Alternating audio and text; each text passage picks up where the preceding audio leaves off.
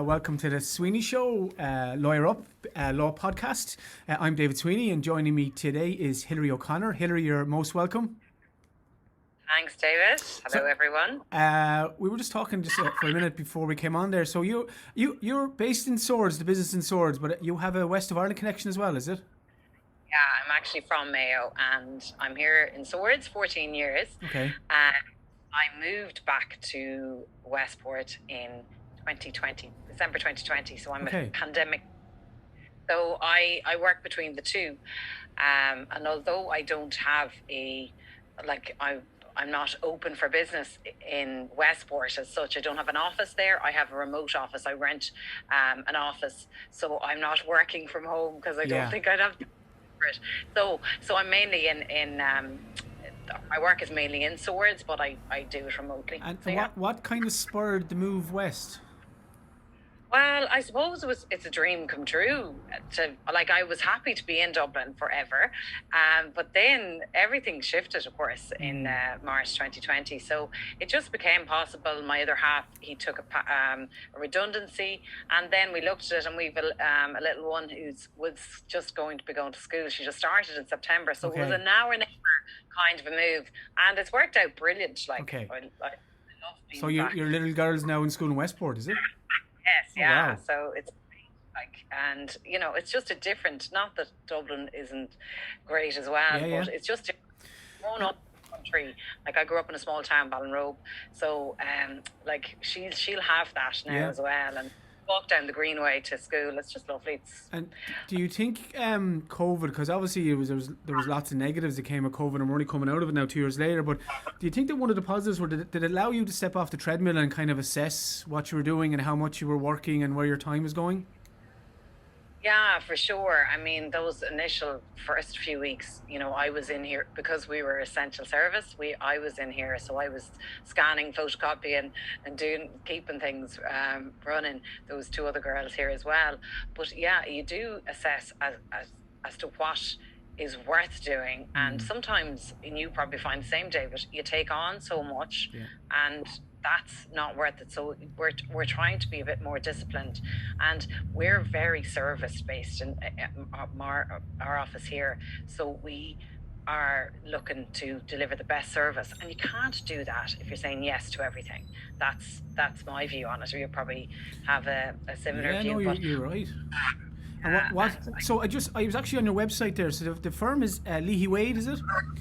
Maurice Leahy Wade. And I read a lovely obituary to a gentleman, Maurice Leahy, and what's your, I suppose, first interaction with the firm, and how did you go from working there to taking over? And just so people know that it seems he passed away in 2016, was it?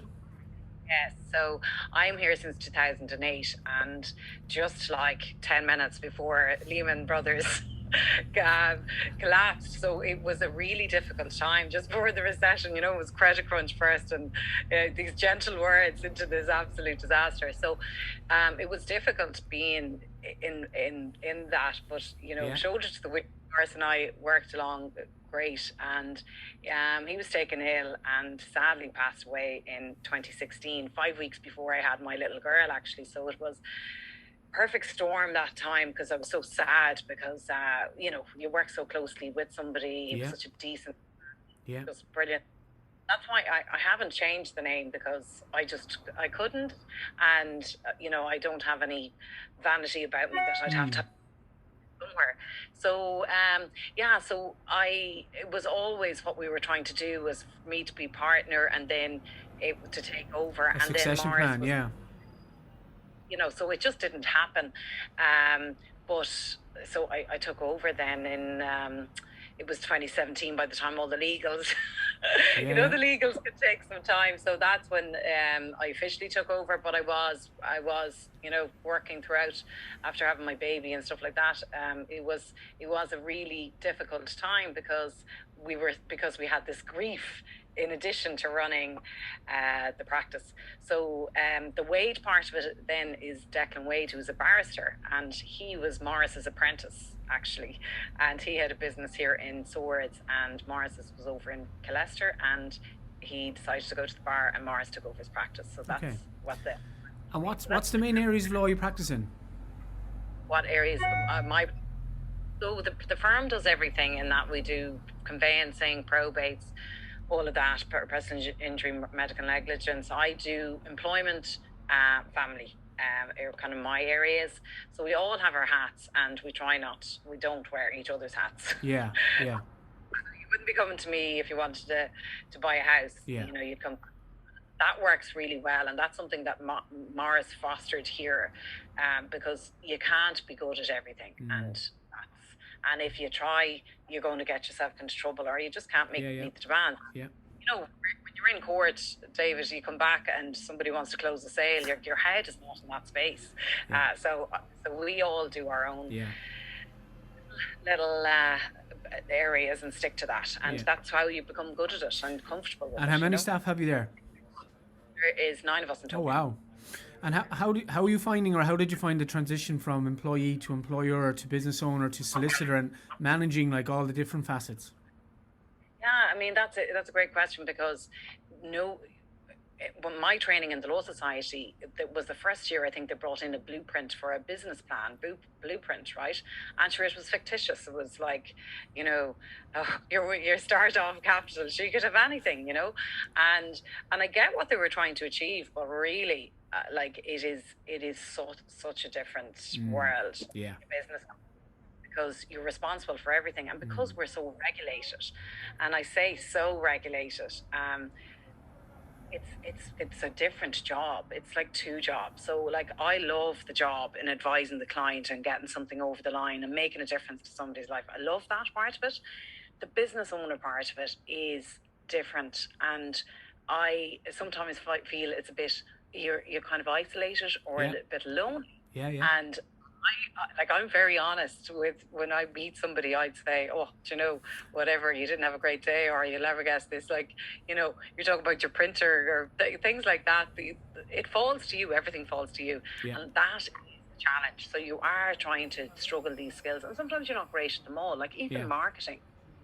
I never envisaged, having an Instagram account and talk videos and stuff like that, and now I've had to become comfortable with it, because our next client is digital savvy, and they want to see what you're like, and see, can they develop a rapport with you, all of that. It's very important. So I think the training for the next generation is definitely going to have to look at business, running a business, and the importance of it, and keeping an eye on that, because it has to make a profit, or else there's no point. Sure, and I think even if you're a solicitor working in a practice, you have to be conscious of the bottom line as well.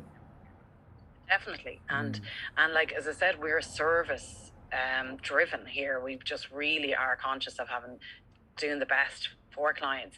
And when you are in an area like conveyancing, where you can get conveyancing done shockingly for under €1,000, and that's the number your client is looking at, but we're about making sure that you trouble legally, and like that it's very hard to get that message across, because everybody in that industry, the mortgage broker, the auctioneer, they're all lining that up, and that's the last phone call they make is to the solicitor, and their expectation is, it's €1,200 or something, and it's like, that can't.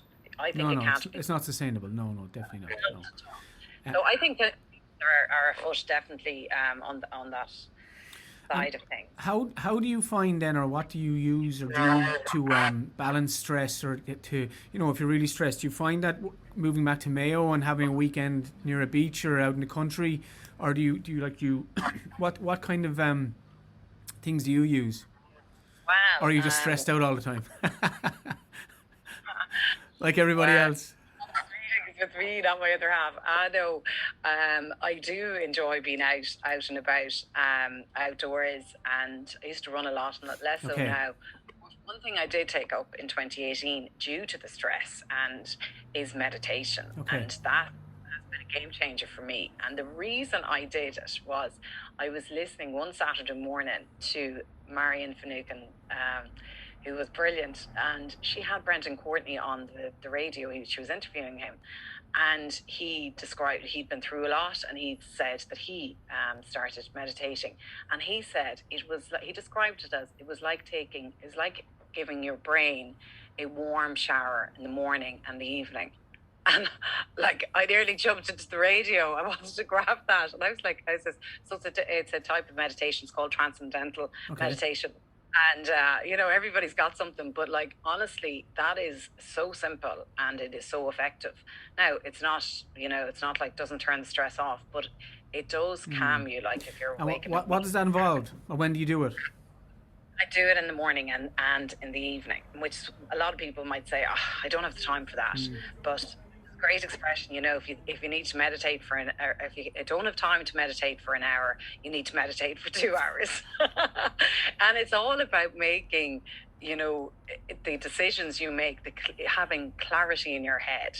And, we make a lot of decisions every day, and we're advising people to make decisions. Yeah. So our head is too busy. Yeah. It's just trying to get things done, and that's not good, I think, as advisors, and we're trusted advisors. And I think you have to just kind of take that on board and treat it with the respect it deserves. So I try to manage my stress that way. And then I love being a mammy, by the way, which was a big so time at home is really important. And what's your daughter's name? Sadie. Oh, lovely. I have 2 girls. I have a 5-year-old as well, Nell, and a 3-year-old Nancy, 2 little girls, and they're basically taking over the house now at the moment. I'm just a backseat passenger and just see what's going on, and they have me wrapped around their little fingers. It's very funny. But it's a different side to you, and you're like, it it makes it all worthwhile. Yeah, and, sure. So you just touched on your there a minute ago about entering the world of Instagram and social media.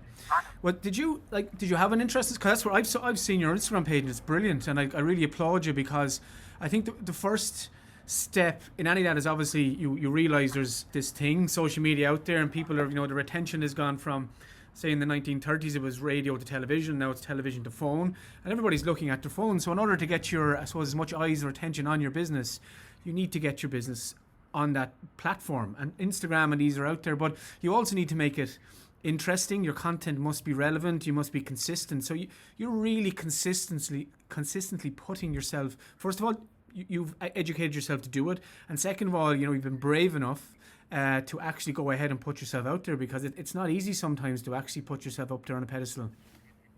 Without a doubt, and that I have to say, I couldn't believe that I did it. Yeah. And I did one of the local enterprise offices. We're running courses, the digital marketing course. I did that, and I did a social media one, and I thought they were absolutely excellent. And they just kind of guide you as to what you need to do, and then some of the people on there are brilliant. Yeah. And when you're at entry level, it's so daunting. And as well, I think, David, and you might say this, like, we're trained to be, stoic, we're trained to be professional. Like, there's no crack in a solicitor. Yeah. And next minute, along comes Instagram, which is all about who you are as a person. Now, I'm great crack, right? Yeah. But as a solicitor, I'm serious, right? And I found that kind of hard. How do you introduce me into this? Yeah. Because people have to like you, and they have to trust you, Sure. and that's Yeah. it's all this sort of stuff. And like, you have to get over yourself, as in get over the mortification, and get the fact that your friends, your school pals are watching this and they're saying, Jesus, did you see Hilary, or whatever.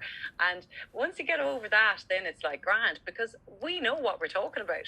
Like, we forgot that. Yeah, So correct. And also, there is an audience out there who would be interested in it. Not necessarily your friends, your colleagues, but there are people out there that are really interested and want to know about law. Yeah, definitely. And one thing I found, I volunteered with the free legal aid service through Citizens Information years ago, and I did it for years. But like, the value you can give to people, we're so lucky because we've studied law and we kind of know about our rights and we kind of know if something doesn't sound right. But there are so many people that actually don't know about stuff and they don't know how they can access it. And not that I give free legal advice on my page, that's not what it's about, but it's lovely for someone to comment and say, oh God, I didn't know that. Thanks a million. Yeah. And you're like, that's great. That sort of way. So it is the way the world is going. And I think I worry about firms that don't even have a website, and there's quite a lot. Well, yeah, I've thought about that before. I think some, this might seem an outrageous thing to say, but some firms don't need it, because some firms, their clients are the government, their hospitals, the do you know what I mean? They don't need to advertise for work like we do, like I do. And then I think there's certainly, you'll see, maybe this is what you're alluding to, there's maybe a generational change in some firms where there might be an older principal and wasn't familiar with it or hasn't grasped it. But sometimes what's happening now is there's a newer generation, especially in families. You can see that there's the next breed of solicitor is starting to engage the social media. But certainly for me, and it's a weird one, and maybe you might agree, is that we're going to put out this podcast and hope it's an interesting, engaging piece of content for anybody that's interested in your story and the podcast itself. But I'm not going to get a client the next day. Someone's not going to ring up and say, Dave, I saw your podcast, geez, please act for me. But what it does do is increases the profile, the brand awareness. It allows you to put out interesting content, because I'm sure you might agree that even though you're really, really good at your videos, it's sometimes hard to come up with something new and something engaging every day. Absolutely. And I'm delighted with this podcast idea, and I have to congratulate you, because you're on another level with the podcast, and it's brilliant. And even you had a story up during the week where you were in court, and even showing people what this looks like, that's yeah. And I think with our profession there was so much of it closed that people didn't have any access to it. So I think that's really, really good. And there are lots of firms that I suppose don't see the relevance to this sort of thing, and that's fine. So one of the things, one of the things that kind of guides me in that is that rather than trying to think of new stuff all the time, is just document your day rather than create. So if you just talk about what you're doing and it's relevant to you, and then your audience might pick up on it as well. But if you're constantly trying to think of new material, you're going to get a burnout. There's really a creator's block there. But if you're documenting what you're doing, it becomes more easier then. And I don't overthink stuff. I put stuff in my phone, I forget about it, and I find it 2 days later, I've never put it up, or I just put it out there and I forgot, and I put it up and someone writes a comment and I'm like, I don't even know what that was about. But yeah. But I just try to do it, and I try to be natural. That's where I'm at with it. That's good. And you see, it's all about approachability. We are privy to some big secret for clients, or a lot of personal stuff. So they have to like you. Clients have to like you, and they have to know that you know what you're doing. So trust thing, and I think trust has been a problem for solicitors because of negative stories. And I just think we do such a great job. We should be proud of it, and then we get that message across. So just on the job itself, because I know you do the full ambit of general practice, but I watched some of your stories. You speak a lot about an enduring power of attorney. Now this is something that people of a certain generation hear and they start to shiver, and then there's people don't know what it is, but it's such an important document and process. So what exactly is the enduring power of attorney? Yeah, I bang on the drum on this, David, because it's so important, right? And an enduring power of attorney is, you make this enduring power of attorney when you are compos mentis, right? As in you have your full faculties about you, and it is like an insurance policy. You are nominating 2 people we recommend that will look after your affairs, to include your property, your accounts, and your care decisions if you lose capacity. Now, there is a fear out there that people think, oh God, I signed this and I've signed over my property and my bank accounts and all of that. That is not what has happened. This is just an intention if that happens. And it isn't the attorneys that say, oh God, Mammy is no longer has capacity. It is a doctor. So there's your first, I suppose, belt and brace. Second is you notify people. There's forms you fill out and there are two notice parties. So the notice parties could be your brother and sister and saying, I have nominated David to look after my affairs if should I lose capacity. And you notify your brother and sister of that. And then in 10 years' time, if I lost capacity, I then have to notify the brother and sister again. And sure, if there was any, you were absolutely fine, you know, the brother and sister would put in an objection and say, no, she's actually grand. But the main thing about the EPA is, if you lose capacity and you need immediate care or you need stuff, you want those who around you, who you love and trust, to get this stuff for you, not when the Wards of Courts office decide to get it for you. Like, it's a very long, or a very delayed process. The Wards of Courts. You want it now. And you want your loved ones to be able to make these decisions for you now. Remember, the people that you're appointing, the enduring power or the attorneys, are people you know, love and trust. So they're going to make decisions, right decisions for you. And it's such a brilliant thing to do. It's such an important thing to do. And like, in ways, it's actually more important than a will. Yeah. Because the will is when you've died. Yeah. The attorney is while you're alive. You want the best care. You want all these decisions. And I've seen situations where when you haven't got one and you have to go for wardship, it's really, really sad. And like, everybody's distressed because your loved ones are distressed, because it's just an extra layer of red tape to go through. You have to go into the Wards of Courts office. They have to make with you. It's just it's unnecessary, I think. And EPAs, I just scream about them all the time. And when do you recommend someone should do it? Because we often get people calling the office and they might, look, my dad is really sick, he's gone into hospital, we're not sure. And it's, you know, they're kind of worried about his mental health, and there might be onset dementia or something like that. And that's kind of like you're kind of getting a few months' notice before something might happen. So is there a period in someone's life where they should do it, or some kind of event that kind of triggers it? I don't like to be saying, oh God, when do you come into that bracket? But I mean, I've had people in their 60s where they've had early diagnosis of early dementia, and they've come in and they've recognised that you know, this needs to be done, and this is all. So it depends, but like, older people should certainly have them. Like, they're an insurance policy. That's what they are, and they stay in the solicitor's office, and they don't get activated unless capacity. So when you make them, it's validated that you have capacity at the time. The doctor validates that. The solicitor confirms that they've gone through everything with you, and your attorneys confirm they'll act. That's all done, and then it's only if you lose capacity that it's activated, and the activation again notifies the notice parties and gets the doctor on notice, and that's all it is. It's no big deal. Like, that's one of my phrases that I say. Making a will is no big deal, and doing this is no big deal, and everybody should have these. Like, I have one because I have this practice. Okay, I'm young, but like, I don't want to leave my loved ones having to run a practice, you know. I mean, solicitors are kind of required to do one, but I would have one. Anyone, I'd recommend anybody, as you advance in years, everyone should have one. Okay, listen, thank you so much for your time, Hilary. This has been a fascinating chat. And so you touched on it to start there. So you do, is it 3 days a week in Dublin, so, and you commute back to Mayo, and then? So Tuesday, Wednesday, Thursday normally in Dublin. And so come up Tuesday morning, and then, so it's not so bad because of the good road, you know? Yeah. Lots of podcasts and audio books and all that, and a bit of singing, David, you know. A bit of meditation in the car. No, not while I'm driving.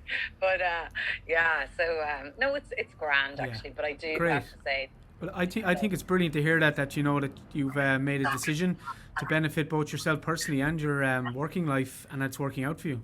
Yeah, no, it's brilliant. It's brilliant. No more than yourself in your 4-day week.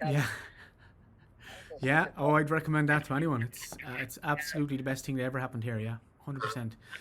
So, Hilary, if anyone wants to reach out to you, what's the best way, or what's your email address or website? Hilary, 1L, at leahywade.ie. So, and our website is www.leahywade.ie. Hilary, thank you so much, and sincerely wish you all the best for the future. Yeah, absolutely.